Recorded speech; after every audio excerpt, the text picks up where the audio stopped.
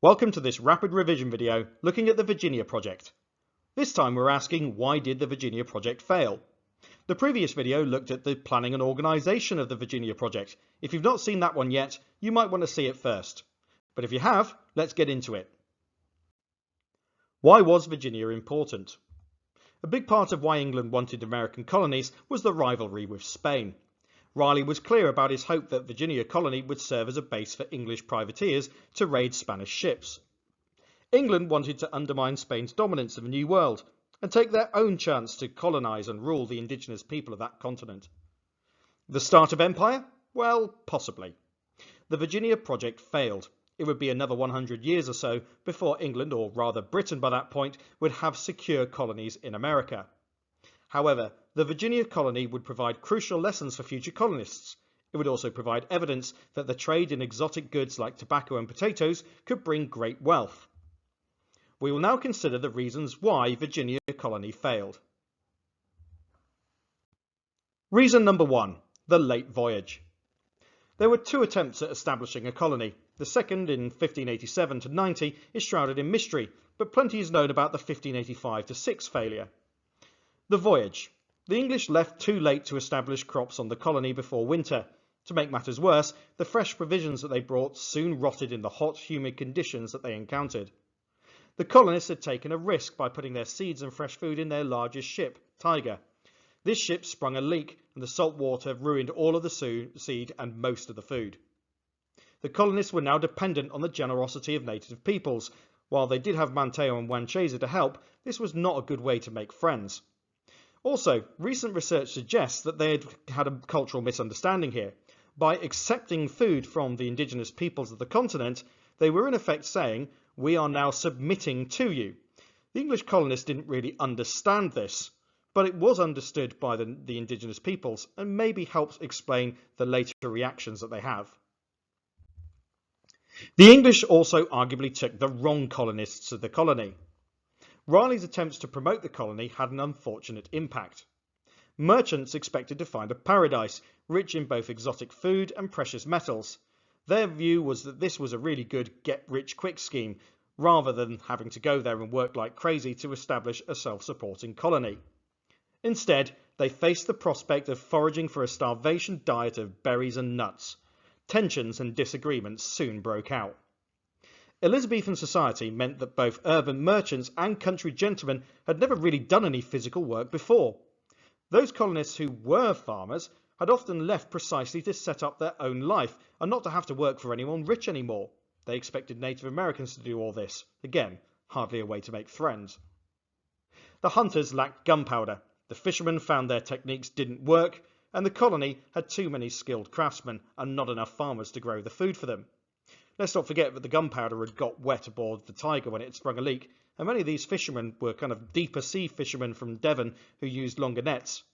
The shallow waters around Roanoke didn't really suit this. The soldiers turned out to be worse than useless. Lacking hostile native people or the Spanish to fight, boredom set in, discipline broke down, and at least one was executed for assaulting a native person. You can kind of see why the soldiers would be such a danger. They were expected to be useful, they were expected to be needed, but when they were asked to do other jobs, most of them simply didn't want to. There was also a certain amount of fairly understandable native resistance. Although Manteo and Wanchese had been useful allies for the colonists, the local indigenous leader was less friendly.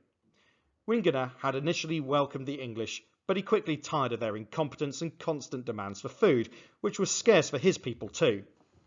Winginer believed that the English had supernatural powers from their god. He noted that when the English moved out, his people died in strange and terrifying ways. He believed the English could kill from a distance. In fact, this was the tragic effect of European diseases, to which the indigenous people had no immunity. Tensions rose as winter set in, and the English demanded more food. There were some violent clashes. Winginer's patience ran out. He arranged with other local chiefs to raid the English, but Ralph Lane found out. Winginer was ambushed and killed. Friendly relations with the indigenous people were already at an end. So let's recap the reasons why the 1585 to 86 expedition failed.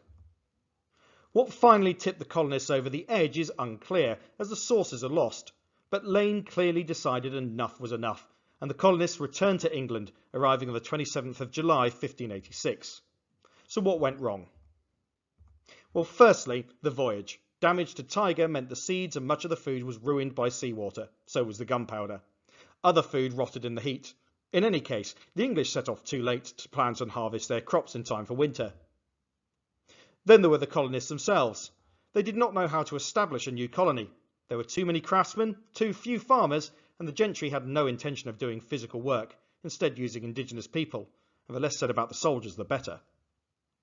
And then there's Native American resistance.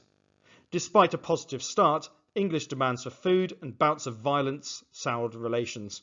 Wingate finally planned an attack on the English and was killed before he could. But the English weren't done yet. We're now going to consider the failure of Roanoke colony between 1587 and 90. Another attempt at establishing a colony was made in 1587. Some lessons from the disastrous 1585 expeditions have been learned. There was a better mix of colonists, including some from poverty-stricken streets in London. They were used to hardship and motivated by the promise of 500 acres of land to own. There were 17 women included, and some complete families. The commander of the expedition was John White. He was an artist who had already survived the 1585 attempt. The illustrations that we've seen of some of the indigenous peoples are by John White. Manteo was also made Lord of Roanoke. It was hoped that it would be able to secure better relations with the indigenous Americans. This is one of John White's illustrations. It shows the indigenous settlement of Secatan. The labels help give an insight into what the English were trying to learn from the indigenous population. These parts are labelled their ripe corn, their green corn, and corn newly sprung. The English would have already been very familiar with crop rotation, but this would have provided some clues as to how to make a success of their colonist farms. The English were initially treated with food and religious dancing, but as we're about to see, relations soured very quickly on this second expedition, especially after the actions of the first. Let's not forget that the English hoped to convert people in these territories. This is labelled the place of solemn prayer. Many of the religious practices of the indigenous peoples were very mysterious to the Christian English, not least how they treated their dead. This is labelled wherein the tomb of their herons or leaders standeth. The Europeans were shocked to find a big hut filled with dried mummified bodies, which would be occasionally taken out. This was incredibly different to Christian practices, and people found it incredibly difficult to understand. They found that the indigenous peoples of Secatan lived in wooden huts kept dry with matting. Simple but very practical shelters for the environment, but again very different to what the Europeans were accustomed to.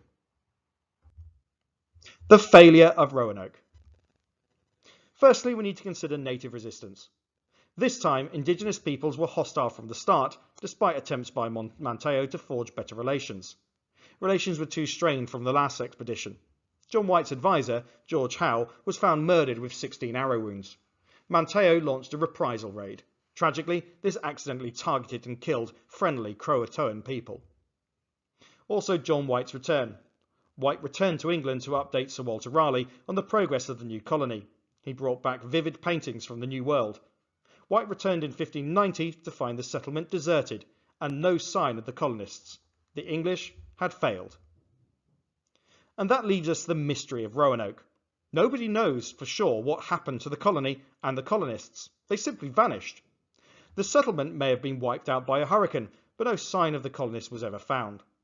White found the word Croatoan carved on a post, but that's all. Did this mean that the settlers had gone to live with the Croatoans? Some archaeological evidence supports this, but not much. Had the Croatoans killed the colonists? Well, no evidence has been found. In truth, we'll probably just never know. Our final points. Consider this interpretation by historian Giles Milton. It was written in a book called Big Chief Elizabeth, written in the year 2000.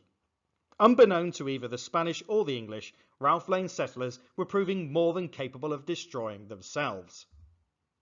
The two English attempts to establish colonies in the 1880s failed. The 1885-86 expedition failed because their supplies were damaged in the voyage and they departed too late. They had the wrong mix of colonists with little experience. They failed to maintain positive relations with the Native Americans resulting in conflict and later the death of Chief Wingater. The second attempt on Roanoke failed. This was in 1587 to 90, despite a better mix of colonists, including some women and families. John White, who had some experience but not enough, and Manteo, who was appointed a leader, but indigenous people were hostile from the beginning. Roanoke colony was found mysteriously abandoned in 1590. So do these things support the interpretation? Perhaps you could put your thoughts into the comments below. That's the end of this video, and in fact is in the last in the series on Elizabethan England in terms of content, although there will be 3 subsequent videos looking at exam skills which you can also check out. I hope that all these videos have been very useful to you, and if they have, please do like this video and subscribe to the channel. It really helps promote what I'm trying to do. Other than that, I hope this has been useful, and best of luck with your exams, and we'll say goodbye for now. Goodbye and thank you.